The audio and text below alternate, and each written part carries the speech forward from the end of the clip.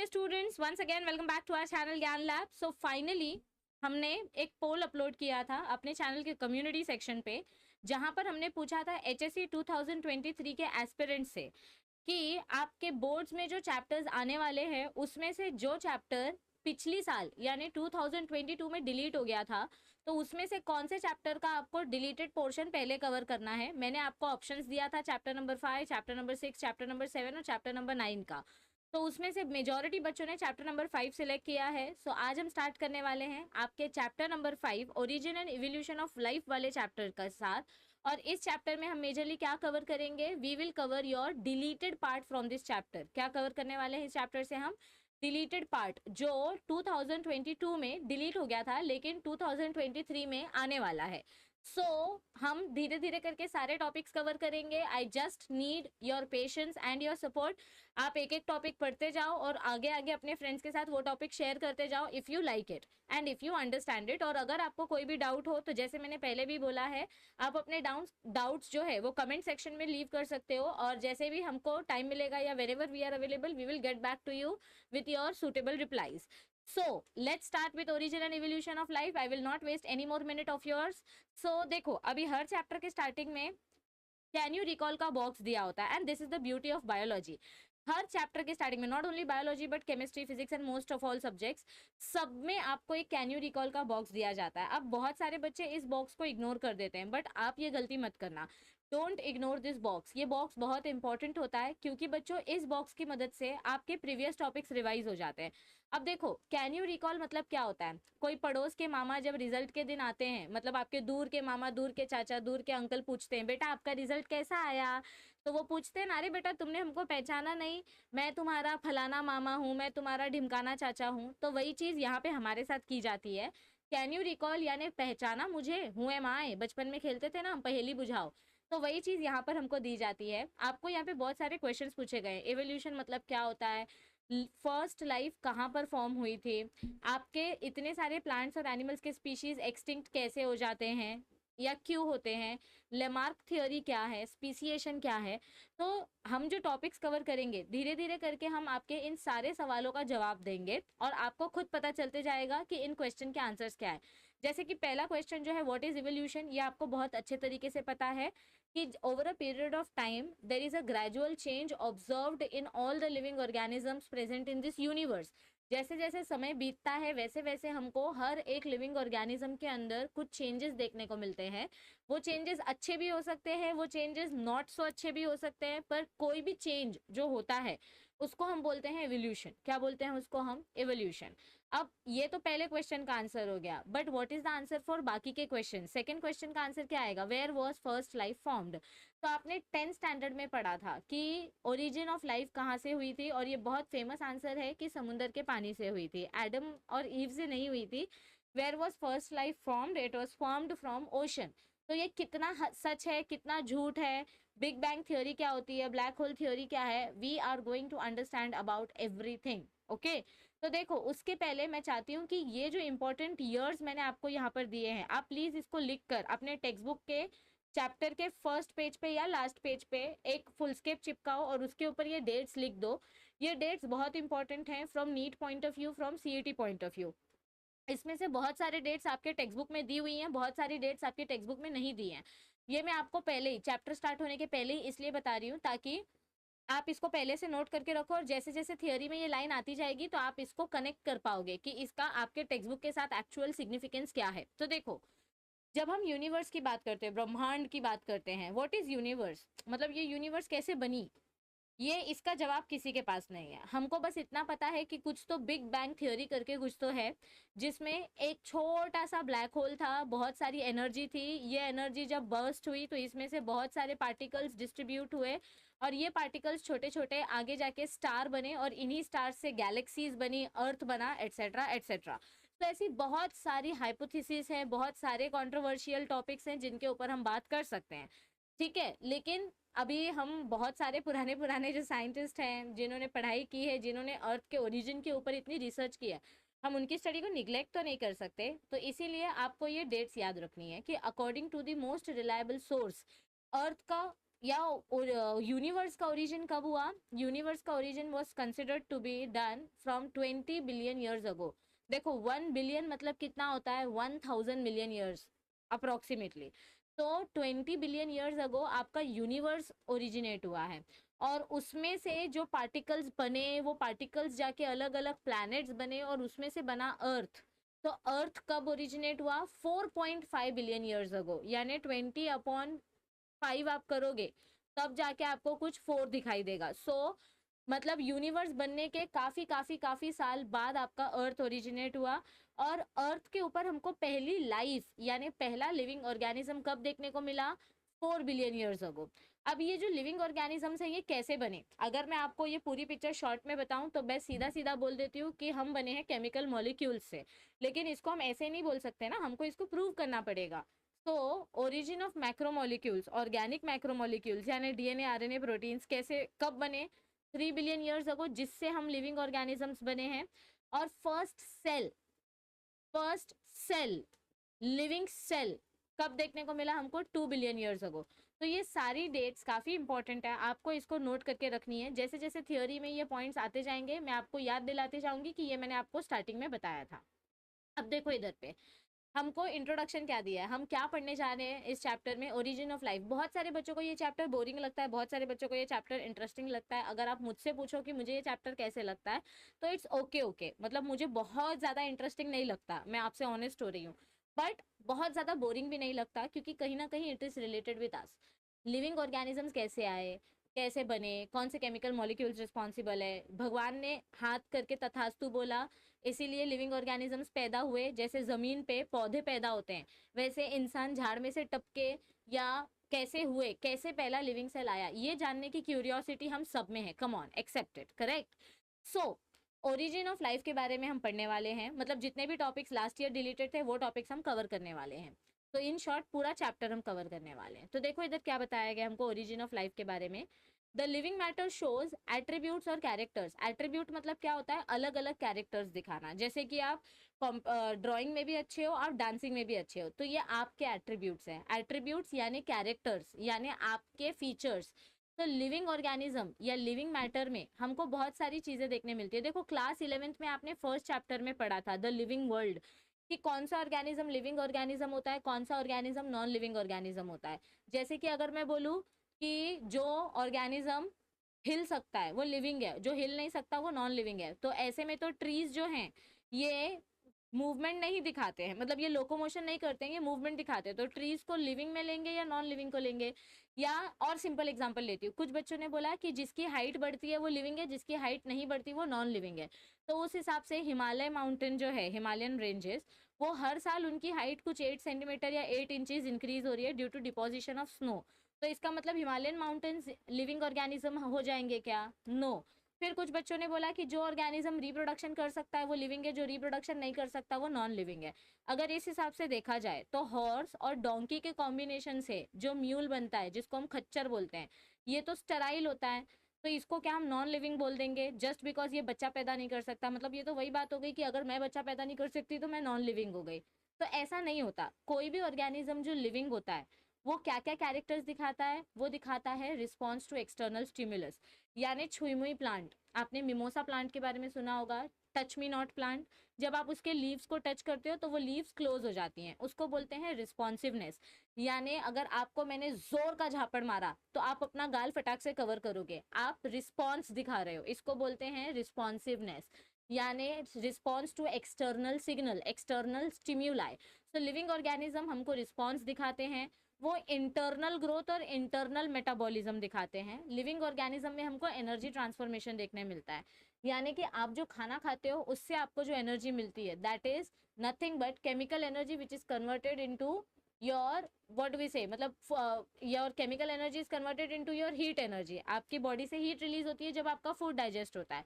तो एनर्जी, आपने एनर्जी के बारे में थर्मोडायनेमिक्स में बहुत एक फेमस स्टेटमेंट पढ़ा है, it can neither be created nor be destroyed, it can only be transformed from one form to another. तो मैं यहाँ पर वही चीज़ बताने की कोशिश कर रही हूँ कि हमारी बॉडी में बहुत सारे एनर्जी ट्रांसफॉर्मेशन होते हैं एंड प्लस हम रिप्रोडक्शन भी करते हैं। सो ये सारे लिविंग ऑर्गेनिज्म के कैरेक्टर्स हैं।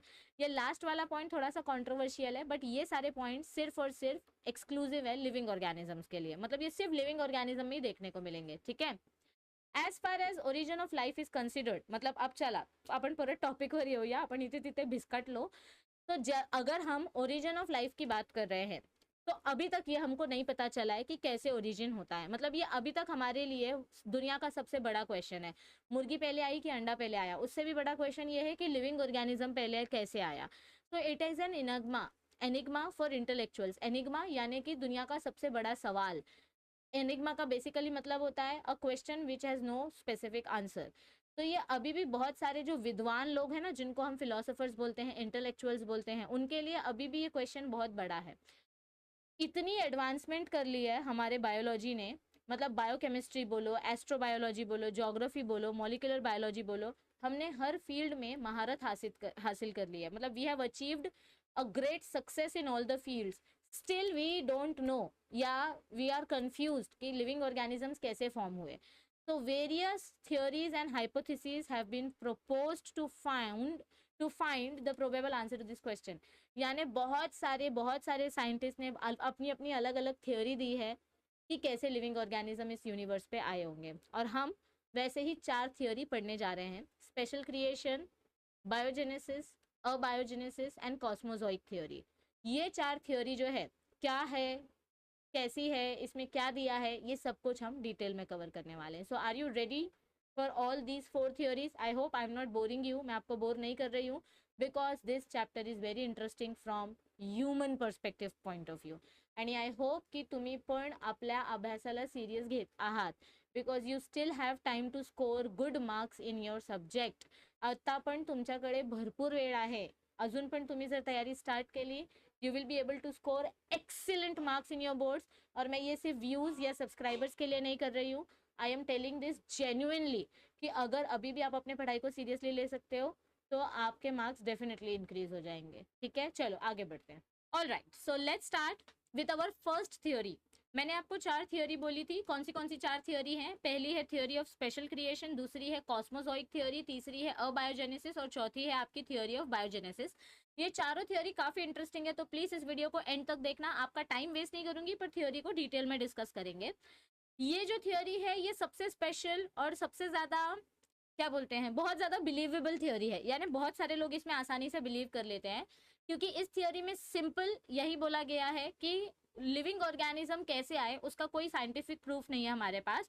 भगवान ने सुपरनैचुरल, मतलब भगवान जैसी कोई सुपरनैचुरल पावर है जिन्होंने अपने अंदर की सारी ऊर्जा यानी सारी हीट रिलीज की, और उन्होंने उस हीट को तथास्तु बोला, आशीर्वाद दिया, और बहुत सारे लिविंग ऑर्गेनिजम्स पैदा हो गए.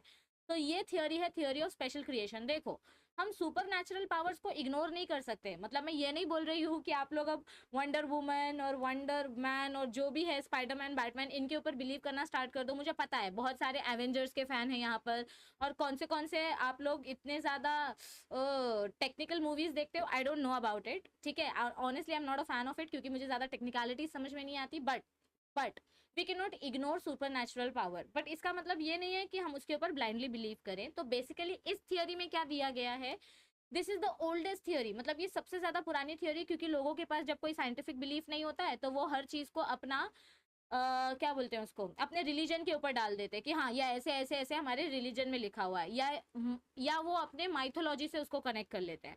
तो this is one of the oldest and one of the first theory, religious belief, जिसमें कोई साइंटिफिक प्रूफ नहीं है. इस थियोरी में बस इतना ही बोला गया है कि all living organisms are created by super natural power, जिसके बारे में हमको नहीं पता वो पावर कैसी है, कौन है, क्या है. So basically this theory is not accepted in scientific world.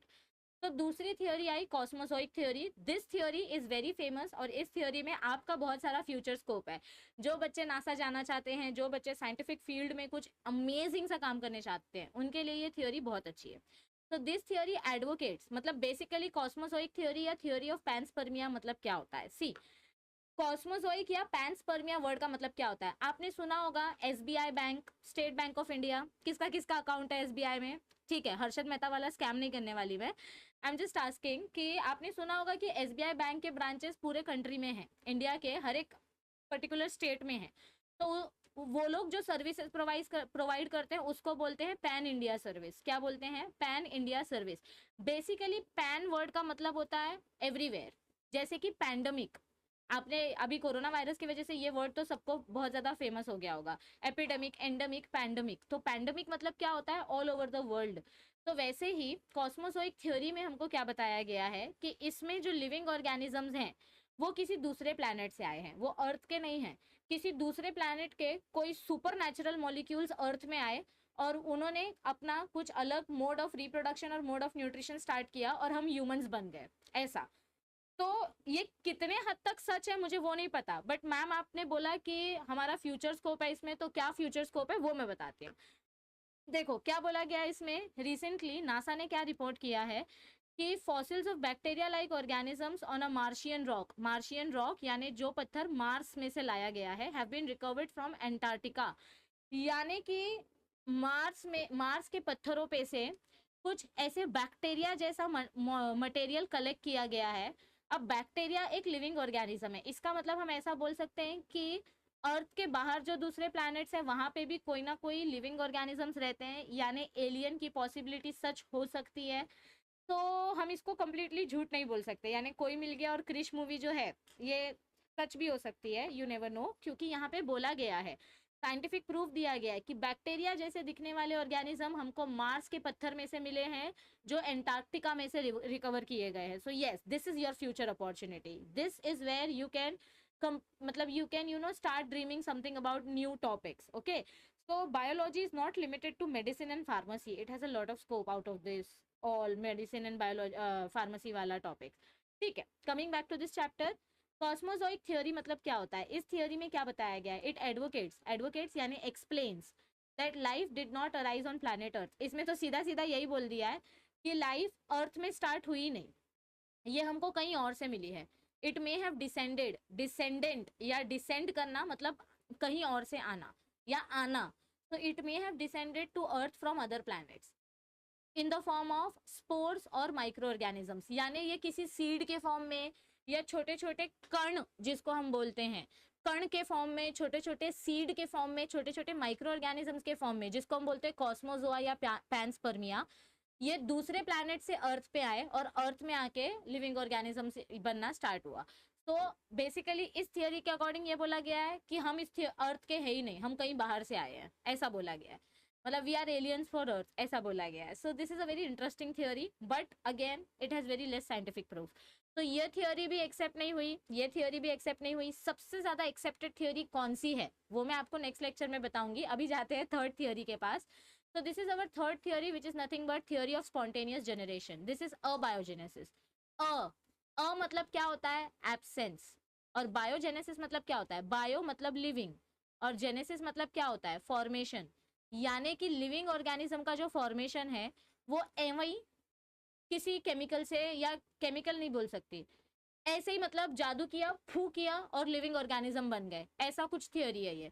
मतलब स्पेशल क्रिएशन से मिला जुला है, बट नॉनसेंस थियोरी है। मतलब नॉनसेंस नहीं बोल सकती मैम, सॉरी, बट इस थियोरी में कोई सेंस ही नहीं है, कोई लॉजिक ही नहीं है, क्योंकि इस थियोरी में बेसिकली क्या बोला गया है कि कोई एक पर्टिकुलर साइंटिस्ट थे वैन हेलमोंट, ठीक है, इन्होंने क्या बोला कि मेरा जो पसीने वाला शर्ट है, मतलब मेरे जितने भी डर्टी कपड़े हैं, उन डर्टी कपड़ों से मैं तुमको चूहा बना के दिखाऊंगा। ठीक है, मतलब ऐसे कपड़े का ढेर रखा, 21 दिन के बाद डब्बा खोला तो उसके अंदर से चूहे निकले। मतलब this is the most disapproved theory till now.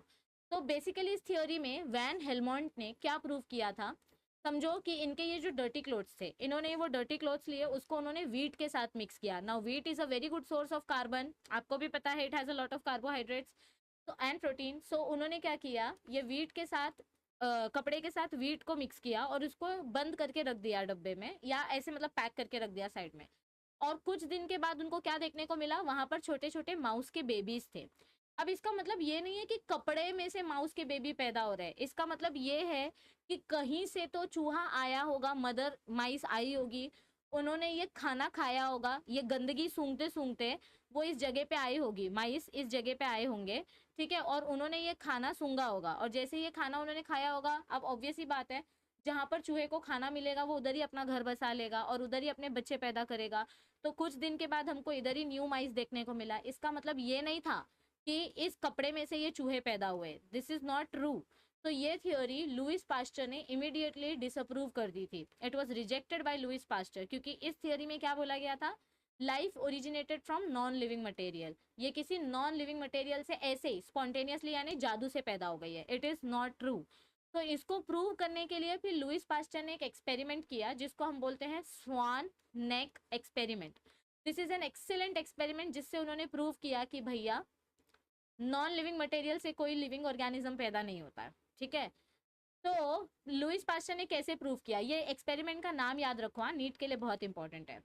तो लुइस पास्चर ने क्या किया, उन्होंने एक न्यूट्रिएंट मीडियम लिया, ब्रॉथ यानी कि न्यूट्रिएंट मीडियम, और इसमें उन्होंने क्या किया, ईस्ट डाला। क्या किया उन्होंने, इसमें ईस्ट ऑर्गेनिजम्स डाले। ठीक है, पर यहाँ पर उन्होंने क्या किया, इसको बॉईल कर दिया, यानी जितने भी अंदर माइक्रो ऑर्गेनिजम्स थे सारे के सारे डेड हो गए। और अब इसको उन्होंने कवर कर दिया एक कर्व्ड नेक यानी कि एक ढक्कन से ढक दिया। Now there is no passage of organism, मतलब ना तो यहाँ पे ऑक्सीजन अंदर आ रहा है ना CO2 ट्रांसपोर्ट हो रहा है, कोई गैसेस का ट्रांसपोर्टेशन नहीं है।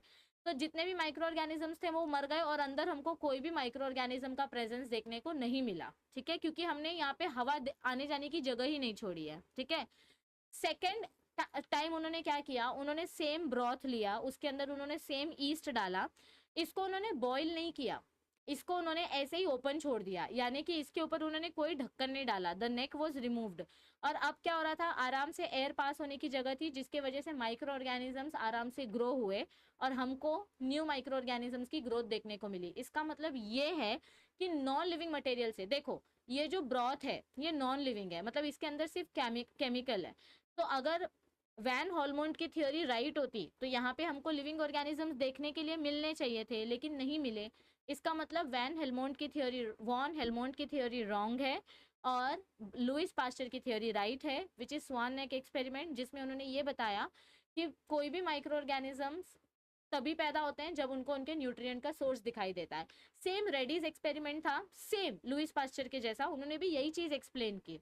देखो क्या किया उन्होंने, एक मीट का पीस लिया और उसको एक जार में डाला, एक बर्नी में डाला और उसके ऊपर एक ढक्कन डाल दिया। ठीक है, तो उन्होंने क्या देखा कि इसके ऊपर कोई मक्खी नहीं है और इसके अंदर कोई कीड़े मकोड़े नहीं है, नो फ्लाइज नो मैगेट्स। ठीक है, अब सेकेंड एक्सपेरिमेंट में उन्होंने क्या किया, उन्होंने मीट का पीस लिया और इस बार उन्होंने उसको ढक्कन से कवर नहीं किया, उसके ऊपर सिर्फ एक हल्का सा कपड़ा डाला, टिश्यू पेपर काइंड या पतला सा क्लॉथ डाला, जिसकी वजह से स्मेल आराम से बाहर आ रही जा रही थी और गैसेस भी आराम से एक्सचेंज हो रहे थे। तो उन्होंने क्या देखा कि इसके ऊपर फ्लाइज की ग्रोथ हो रही है और मैगेट्स की भी ग्रोथ हो रही है, और ये फ्लाइज और मैगेट्स जो हैं ये रिप्रोड्यूस करेंगे तो ऑब्वियस ही बात है हमको न्यू लिविंग ऑर्गेनिजम्स देखने को मिलेंगे। इसका मतलब ये है कि जहाँ पे भी खाना होगा वहाँ पे लिविंग ऑर्गेनिजम्स रिप्रोडक्शन करेंगे, ग्रोथ दिखाएंगे। बट सवाल ये नहीं है कि रिप्रोडक्शन कहाँ होगा, सवाल ये है कि लिविंग ऑर्गेनिज्म आया किधर से। हाँ हाँ मुझे पता है आप भी यही बोलोगे, मैम लिविंग ऑर्गेनिज्म किधर से आया। सो उसके बारे में हम पढ़ेंगे, ये पूरा चैप्टर ही उस बारे में। तो अब हमारी आती है fourth theory. According to this theory हमको ये नहीं पता चला कि फर्स्ट ऑर्गेनिज्म किधर से आया। See according to this theory living organisms are always produced from pre existing living forms. मतलब ये देखो जो न्यू लिविंग ऑर्गेनिज्म है वो पुराने लिविंग ऑर्गेनिज्म से बन रहे हैं, मतलब पहले के मक्खी रहेंगे वो रिप्रोडक्शन करेंगे और न्यू मक्खी बनाएंगे। तो हमेशा लिविंग ऑर्गेनिज्म पहले के लिविंग ऑर्गेनिज्म से रिप्रोड्यूस करके फिर फॉर्म होते हैं, जिसको हम बोलते हैं रिप्रोडक्शन, जो हमको श्वानो श्लीडन ने बताया था मॉडर्न सेल थ्योरी में, क्लास 11th में आपने पढ़ा था। Theory of biogenesis, however, could not explain origin of first life on earth। मतलब ये जो बायोजेनेसिस की थ्योरी है, रेडीज एक्सपेरिमेंट, इससे हमको ये तो नहीं पता चला कि पहला ऑर्गेनिज्म कैसे आया। It could not explain origin of first life but it could explain the continuity of life. इससे हमको ये तो नहीं पता चला कि फर्स्ट सेल कैसे आया, बट इससे हमको ये जरूर पता चला कि जो सेल ऑलरेडी है वो आगे कैसे बढ़ेगा वो आगे रिप्रोडक्शन करके, और रिप्रोडक्शन कैसे करेगा, जब उसको खाना मिलेगा। तो जहाँ पे भी फूड का सोर्स होगा वहाँ पे रिप्रोडक्शन होगा और वहाँ पे ऑर्गेनिजम्स आगे बढ़ेंगे। तो this is what is your theory of biogenesis, जिसमें हमको कंटिन्यूटी ऑफ लाइफ के बारे में पता चला। तो आज के लिए we will stop here. All right, so अगर आपने अब तक हमारा ज्ञान लैब एनसीईआरटी वाला चैनल ज्वाइन नहीं किया है तो उस चैनल को आप फटाफट से सब्सक्राइब कर लो, because I promise this channel is going to be active in this month and यहाँ पर हम आपके एनसीईआरटी के टॉपिक्स अपलोड करना स्टार्ट करने वाले हैं।